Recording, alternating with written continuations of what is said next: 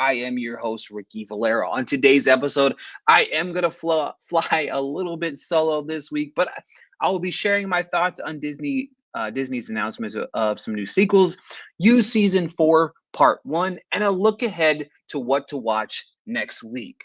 It was recently announced that Disney would be releasing sequels of Zootopia 2, Frozen 3, and Toy Story 5. Now, look, Zootopia 2, all right, fine. I'm okay with it. Let's get it. Let's go after it. I like Zootopia 1. I thought it was a fun little movie. However, Frozen 3, look, I'm a big fan of Frozen 2. I thought it was fun. I thought it was funny. It's a nice little addition to the franchise. But I'm not sure we needed another one, right? But Toy Story 5. Let me explain something to you here. I am a huge fan of this franchise. I am a huge fan of Toy Story 4, and that is gets a lot of criticism because Toy Story 3 really wrapped up this entire franchise in this incredible way that really was strong. It was very strong, right? You know what I mean? A lot of people loved it. I loved it. A lot of people didn't like it because 3 was wrapped up in a bow, so why did you like 4? 4 was like a why did you need a 4 when you had 3 wrapped up so tightly? And when 4 came out, I was very skeptical, really liked 4. But a Toy Story 5, what are we doing here? Like, we're just at the point now. I understand what we're doing. We all know what they're doing. They're bringing out another Toy Story because they want more money. Obviously, we're all going to go see it. You know what I mean? There's not a question about it. You know what I mean? We'll be lined up to see it. But the point about it, the fact of the matter is this: why can't Disney produce more original content like what Toy Story was initially? Right? You know what I mean? There's so many other things in their wheelhouse that they could really tackle instead of rehashing this again and again. Now we saw what they struggled to do with Lightyear, and Lightyear wasn't very good. You know what I mean? It just wasn't very good, and I thought it was a mediocre movie, and it failed to really connect any dots, especially whenever you have such an emotional element of Toy Story in that franchise, and really kind of reels you into their world. So I struggled mightily with trying to understand why we need a Toy Story 5. But my only thing I had to say about Disney and these announcements of these sequels is this: let it go. Let it go. Just please let it go. All right, for those of you that are Joe Goldberg fans, on season 4, part 1 of You has dropped on Netflix. Um, Season 4 was something different that we had not seen yet in the world of Joe Goldberg. Obviously, he's now overseas. He is now Professor Jonathan Moore. He's a bearded professor teaching a class about the idea of love. What I love about this series here, I'm 100% spoiler free here with you guys, but what I loved about it this time was is Joe went from the hunter to being hunted, right? You know what I mean? Somebody is on the hunt for Joe Goldberg and trying to make him, you know, pay for his previous actions by getting help along the way. Now, I will say this: there's things that happen that I wasn't expecting. There's some characters that I don't really love, but they added to the story. However, there was new character, Kate, who's played by Charlotte Ritchie, who I really thought was a great addition to this series. Now, I feel like I have seen part 2 of season 4 of You, and she really comes into her own in part 2, and really adds to the overall elements of the story. And I think she's very important to the development of Professor Moore, aka Joe Goldberg. Um, and I will say this: there's a lot of people that aren't liking part 1, and I can understand it. I don't feel like it's up to par with some of the previous stuff in the previous seasons. I think moving away from Love Quinn really kind of hurt that, because people had that foundation of that relationship that really was strong for so many years, and now we're moving on and trying to find new pieces of the puzzle. But I can say this and promise you this: that I've seen part 2. Trust the process, right? You know what I mean? Trust the process because it is really, really good. There's some good, strong twists and turns in part 2. Penn Badgley is just incredible as Joe Goldberg. He's quickly forming into one of my favorite TV show characters of all time. We credit some beautiful writing, but the between the soft voice of him narrating the story, how Badgley has really commanded the screen. You never take your eyes off this man, right?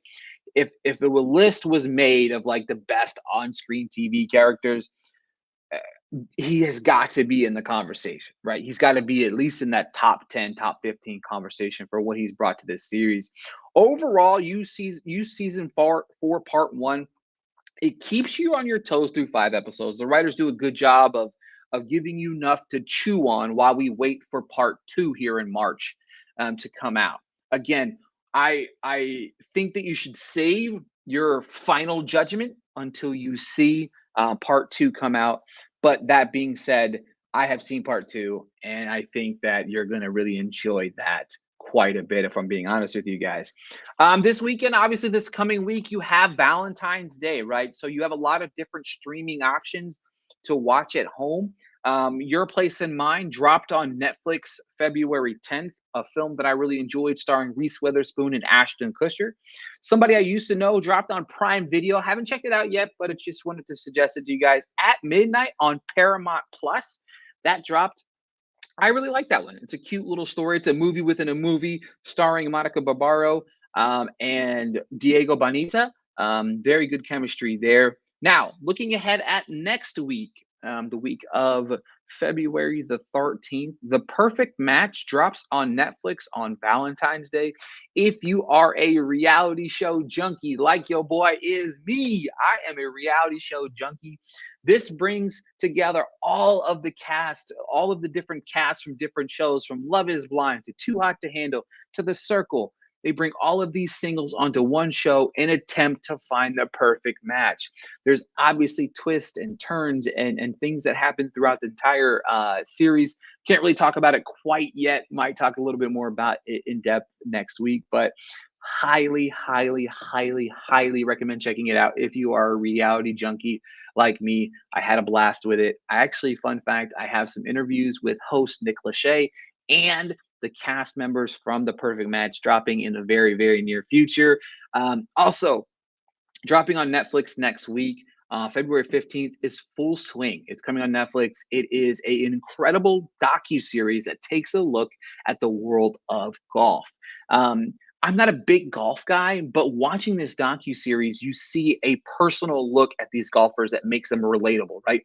It shows you their drive, their competition, how they react to what happens after what happens on the course when they lose the big matchup. And you're getting a look at all of the big stars in the world of golf, from Rory McIlroy to Dustin Johnson to Justin Thomas. All of these guys, you're getting an inside look, this personal look at these guys. I'm telling you what, it is, I think, an 8-part docu-series, and I loved it. Again, not as a golf fan, I'm just not, but this was incredible. It's just such a great docu series that I highly recommend checking out when it drops next week. The big release in theaters next week is Ant-Man and the Wasp: Quantumania. It hits theaters on Friday. Fun fact, I will be seeing an early screening of it on Monday, and I can't wait to provide you guys all the information. I'll be making sure to cover that with my review next week right here on City of Stars. But you have the third movie of this franchise, which a lot of people kind of hate on Ant-Man. And you know what? I like the first two movies. I thought the first one was really good. Second one's not as good, but it is just a good addition to the franchise. I haven't been enthused by the trailers for this film yet, but that being said, I'm going into it with an open mind because Jonathan Majors is a star. I recently saw a movie at the 2023 Sundance Film Festival, which I talked about in episode 1 of City Stars, where I talked about Jonathan Majors in Magazine Dreams. An incredible film, incredible performance. Very, very excited about that. There was big news out of Hollywood in a couple different areas where there was early screenings of Creed 3, which he plays opposite Michael B. Jordan in that. The early reviews for that film have been through the roof, and I can't wait for that one. That's coming March 3rd in theaters. Um, Not much else to add, I believe, this week. Like I said, I've been really I watched the when I watched Perfect Match, I went back and I've been binge watching a lot of the old Too Hot to Handles. I went through season one, two, and three, and almost done with four now. So that's kind of what I've been watching right now. I think I'm going to get into the Circle next. As I said, it's just been on this reality TV show kick. I'm pretty engulfed into these worlds of these reality stars right now. So with that being said, I want to thank you guys for listening. Make sure to hop on over to Twitter, give me a follow at Ricky Valero underscore.